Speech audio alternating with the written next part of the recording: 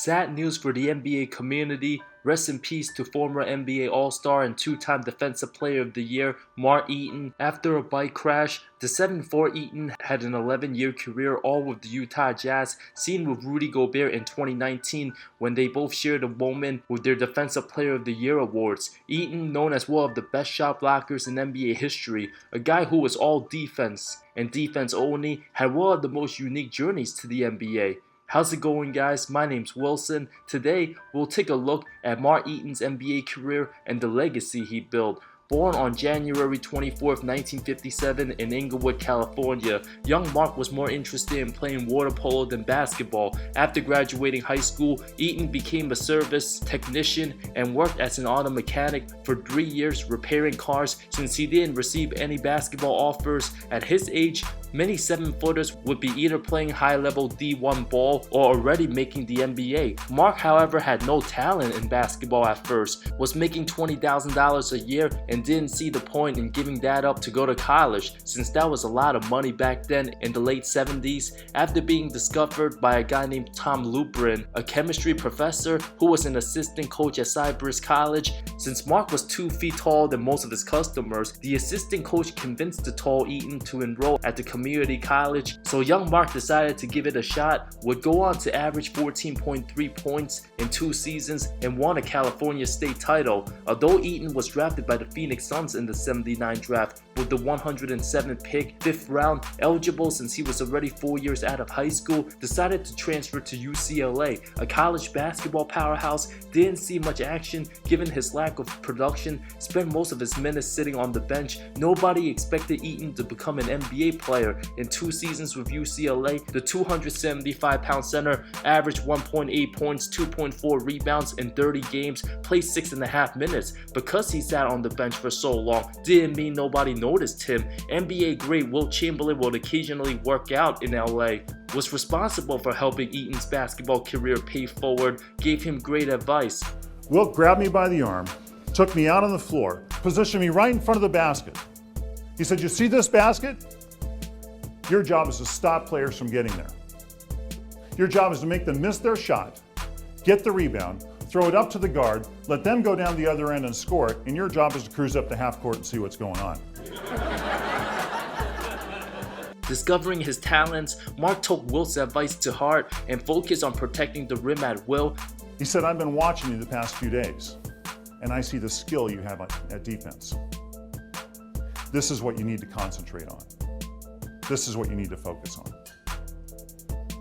When Wilt shared that with me, everything changed. Recognizing his strength, knowing his job was not trying to do good at everything, but mastering his biggest strength, Eaton simply narrowed his focus and intensified it. Wilt showed me what my job was and how doing what I did would benefit my team. In that moment, I knew what I needed to focus on and what I needed to let go of. Former Utah Jazz coach Frank Layden gave Eaton a chance since he came to training camp a month early, and after working out relentlessly, Eaton was given a spot on the Jazz team for a year, a struggling franchise at the very bottom of the bottom. Eaton and his team reached out to the Jazz and trying to make a spot possible since they won 25 games in '82, 28 in '81, and 24 games in 1980 after relocating from New Orleans. The franchise 0 playoff appearance before Big Mark arrived.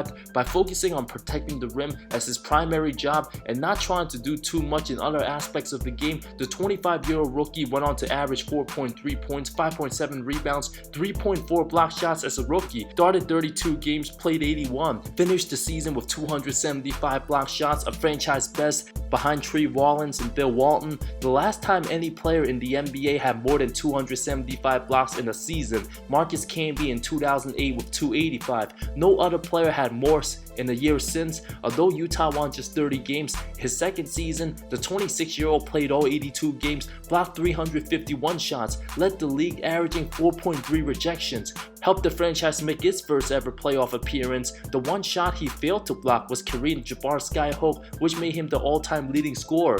Eaton's third season was sensational, averaged a career best 9.7 points, 11.3 rebounds, 5.6 block shots. Yes, 5.6 blocks per game in 34 minutes, more than double the league's second-ranked shot blocker in Hakeem, who averaged 2.7 rejections. Eaton, being the fifth leading rebounder, made defensive first team, won defensive player of the year, had a playoff game scoring 10 points but 10 rejections, the first to reach double-digit blocks in one postseason game. Most of his scoring came from tippy-toe dunks.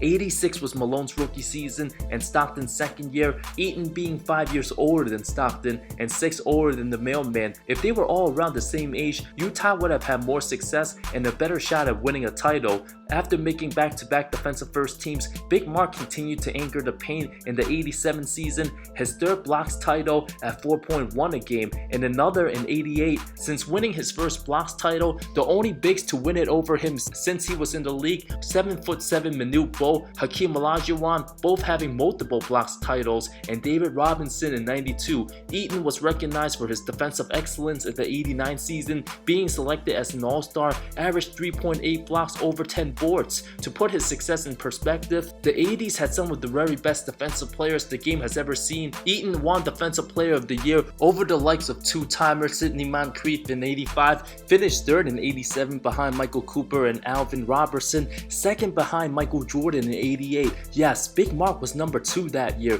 and slightly above Hakeem that season, and winning it again in 89 over Hakeem and Pistons Dennis Rodman goes to show the excellence and impact of Eaton protecting the paint, used every bit of his size as an advantage. After being named an All-Star, 2 Defensive Player of the Year awards, 3 First-Team All-Defense, 2 Second-Team All-Defense, a 4-time blocks champion, doing so between the ages of 25 and 32. Remember, Eaton started his career very late. If he would have committed fully to basketball and had good assistance and met Wilt Chamberlain years earlier, Mark Eaton could have been a Hall of Famer, made himself one of the best late-round steals in NBA history. During the 89 All-Star game, Eaton still considered the only All-Star in NBA history to not attempt a single shot or free throw at the All-Star game that played, but had 2 blocks of course. His Jazz went on to win 51 games in 89 as well. As Stockton and Malone were getting better, Eaton would gradually slow down due to age. In the 90 season, his minutes declined to 28, averaged 2.5 rejections, nearly 1 full block lower than any of his previous 7 seasons. The next year, the 55-win Jazz, led by superstar Malone's 31.11 rebound average, Stockton's 17 points, 14.5 dimes. Team got upset in round 1 by Kevin Johnson and Tom Chambers' Suns.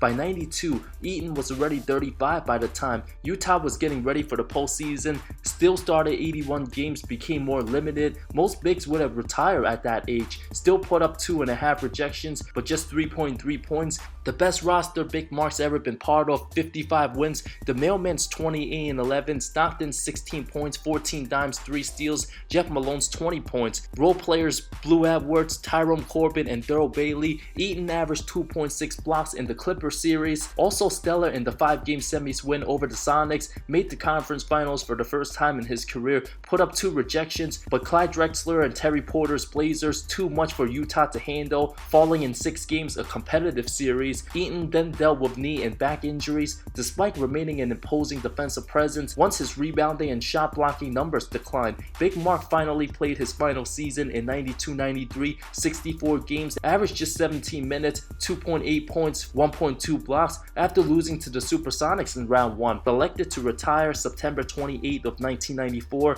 had his number 53 jersey retired by the franchise. An 11-year successful basketball career, made the postseason 10 times, earned over $9.1 million, inducted into the Utah Sports Hall of Fame in 2010, the 4th all-time NBA leading shot blocker, was 2nd all-time when he retired behind Jabbar. The fact that Eaton came into the league at 25 and still had more total career blocks than Tim Duncan, David Robinson, Shaq, amongst other great defensive bigs, goes to show when you're great at one thing and you focus 100% on it each and every day and master it, success will come. To this day, Mark Eaton remains number 1 on the NBA all-time blocks per game leader at 3.5 blocks for his career. 3.5 blocks over 875 games. The only active player as of 2021 to average 3.5 blocks for any season. Serge Ibaka and Hassan Whiteside each did it once. To this day, Eaton also still holds the record for most block shots in a season, 456 rejections in 1985.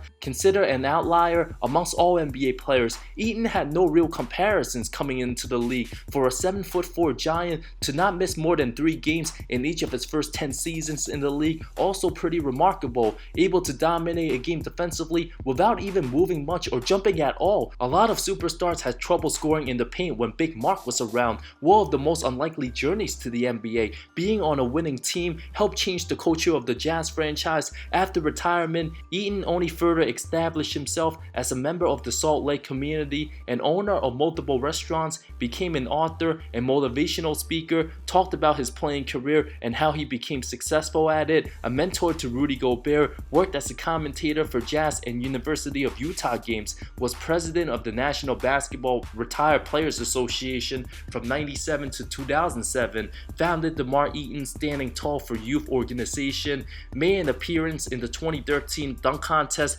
assisting former Jazz player Jeremy Evans. Very respected and well-spoken, Eaton lived in Park City, Utah, released a book a few years ago called The 4 Commitments of a Winning Team. His story, upbringing, legacy with the Utah Jazz, and after retirement as a successful business owner and motivational speaker, exemplifies what it means to live life to the fullest and achieving success, motivating others, being able to share his incredible journey from a 21-year-old auto mechanic with no future to breaking records in the NBA, even becoming an all-star, a legend taken too soon at 64, a class act, a true professional. Eaton's abilities to connect with others through teamwork, his legacy and positive impact will never be forgotten. Rest in peace, Mark Eaton.